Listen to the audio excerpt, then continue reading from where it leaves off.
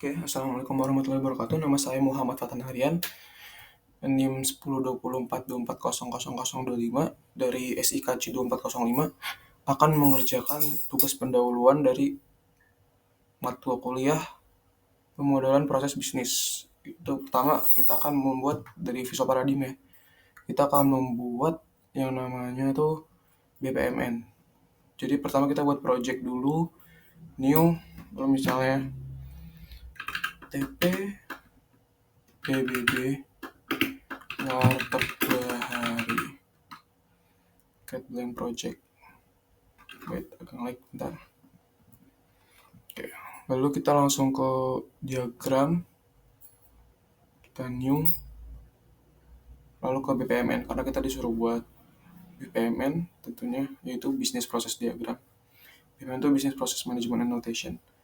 Kita next, kita pencet blank aja lalu next lagi. Oke. Pertama, kita akan membuat, tunjukkan cara membuat dua pool. Oke, pertama kita chat line dulu. Sorry. Terus kita ke horizontal pool.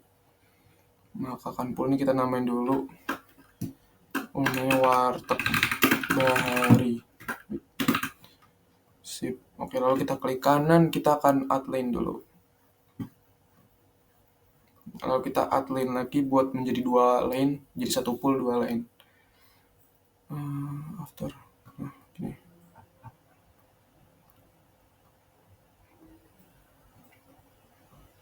Sip. Ini kita namain. Wait dulu, kita nambahin black box aja ya. Jadi kita nambah lagi nih horizontal poolnya. Maka kan berdua begini nih, kan ribet ya. Kita jadiin black box. Nice. Ini kita namain pelanggan. Jadi ini bagian eksternalnya. Black box pool untuk eksternalnya yaitu pembeli tadi.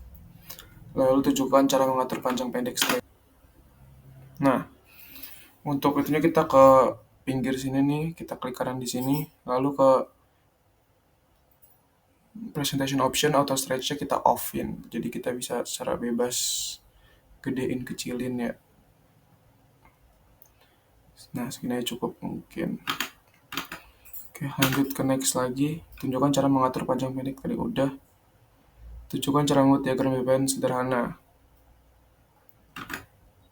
Pertama, kasir dan penjaga warteg.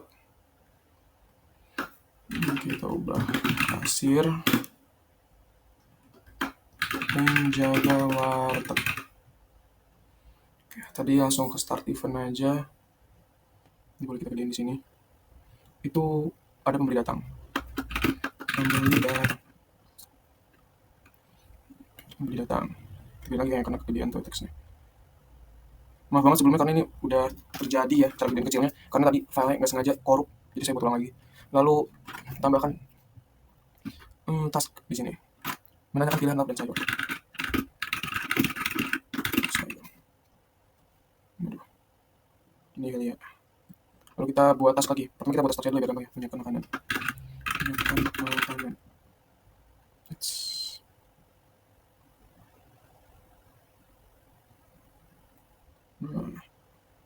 Mungkin boleh kita kalian lagi ya.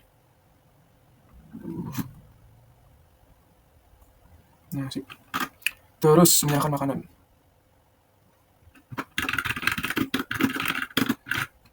makanan. Sip, lalu kita buat task lagi, menerima pembayaran.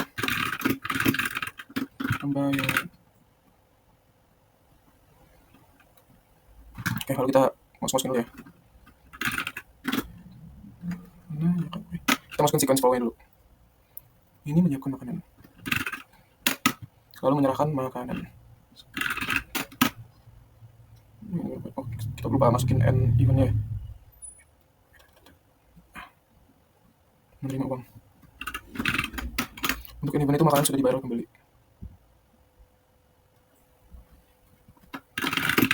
Dibayar oleh pembeli.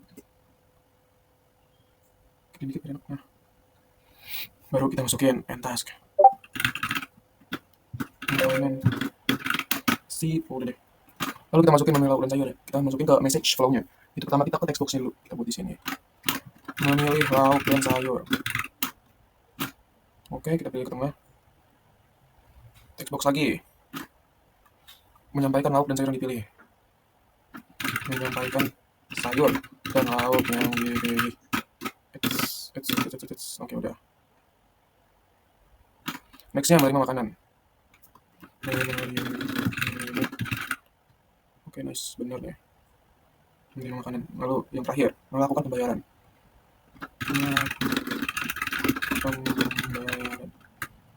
Kita pilih dikit biar enak dilihatnya. Oke, lalu kita akan masukkan association ya. Message flow. Yaitu kalau melauk atas bawah. Oke, jadi kita ke atas dulu. Lalu ini ke bawah. Lalu yang selanjutnya itu dari atas ke bawah. Lalu ini juga message flow dari bawah ke atas, selanjutnya atas ke bawah. Message flow. Jadi ini bisa dibilang itu input output lah. Jadi ini inputnya outputnya ke sini dan seterusnya sebaliknya juga. Yang terakhir, memakai data object makanan.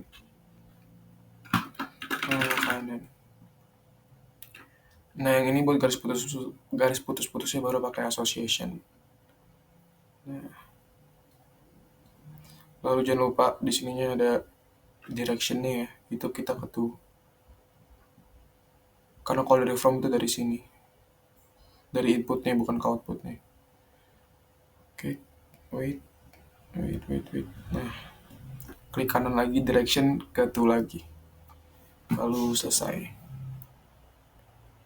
Oke. Lalu kita selanjutnya lagi pada diagram BPNS, notasi aktivitas dan events menjadi ukuran 20. Nah, ini udah saya lakuin sebelumnya, jadi outputnya langsung kelihatan ya, sorry teman-teman. Jadi kita ke style and formatting, kita ke formats, ke foreground. Untuk fontnya misalnya Times New Roman, udah 20 nih, baru kita set as default. Kita for all shapes, lalu apply to whole project. Oke, maka akan langsung berubah semua nih. Nah, ini belum keubah kan. Sip. Nah, lalu kita next question. Tunjukkan cara mengubah ukuran font pada data object dan data store. Ini karena data store doang, berarti kita sama kayak tadi, ke style formatting ke formats, tapi ukuran 18 nih. Nah, kita set as default tapi buat data object aja, bukan semua shape-nya. Jadi apply to whole project dan oke. Maka dia akan beda sendiri. Akan berukuran 18 sendiri. Lalu selanjutnya mengubah sequence flow association dan lain-lain. Pokoknya garis-garis itu jadi 2.5. Kita cukup begini. Sama kayak tadi lagi, ke style formatting, ke formats. Lalu ke line ini udah 2,5. Set as default. Set as default for connection. For our connectors. Lalu ke apply to whole project. Oke, maka dia akan langsung menjadi tebal. Apapun itu ya, dari association atau message flow, itu semuanya akan menjadi 2,5 atau lebih tebal. Lalu untuk cara ekspornya, itu kita langsung kelihatan. Nah, atau kita misalnya disuruh nih, PNG misalnya.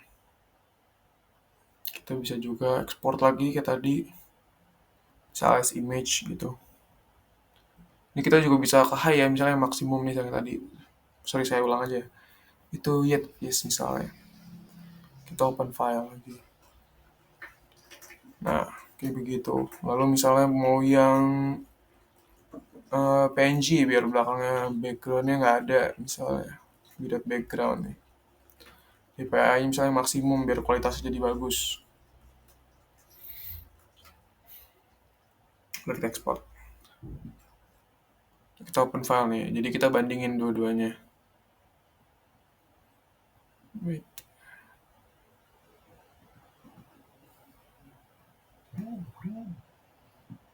Tuh, jadi nggak.